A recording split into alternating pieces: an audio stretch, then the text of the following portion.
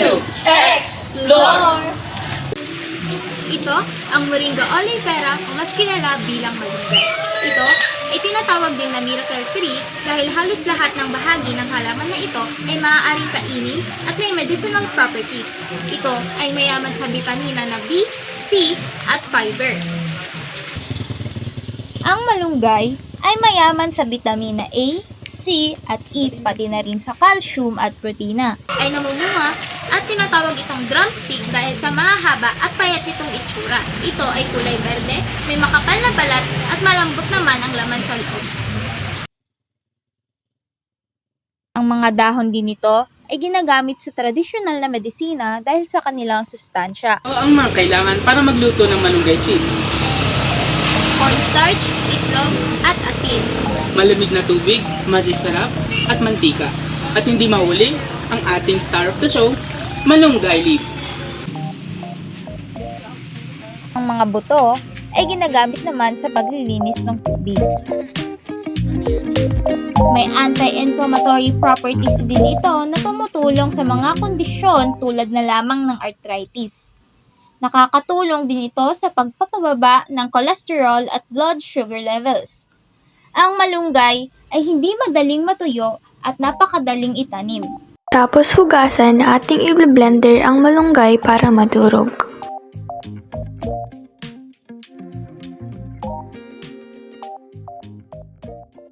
Pagkatapos ni BJ ilagay ang malunggay sa blender, maglalagay tayo ng konting tubig. Pagkatapos, natakpan natin ito at i-blender. Kung wala kayong blender sa bahay, pwede kayong gumamit ng chopping board at kutsilyo upang i-chop-chop ang ating malunggay.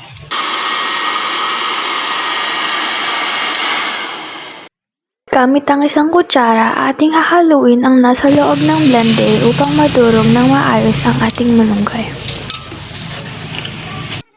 Lalagay tayo ng magic sarap.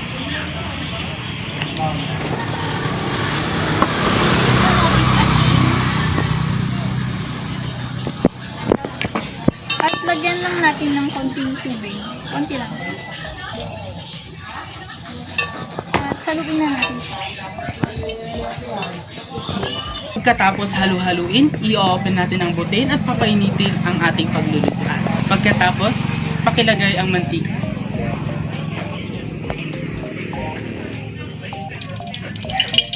Hihintayin natin ang mantika upang uminit at ilalagay na natin ang ating ginawa.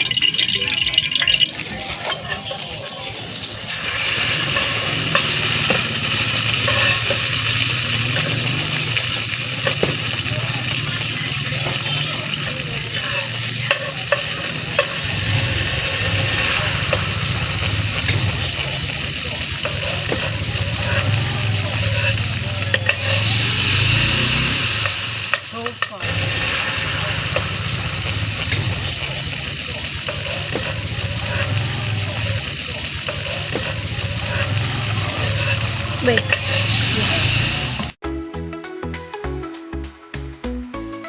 Prito ang ating produkto. Now, it's tikiman time. Let's welcome our special guest, GR Simujo. Yay! Hello po! Sa ating natapos na product. Try naman natin ito sa suka, guys.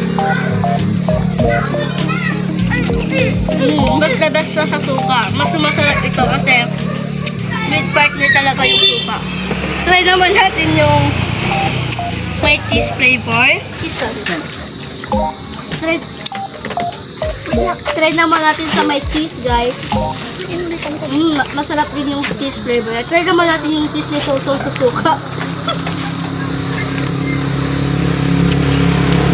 Masarap din siya, pero mas prefer ko yung original flavor. Okay? Thank you, JR, sa pagkikinig ng aming produkto. That's all. Thank you. Yay! Hello po! Siya ay titik niyan.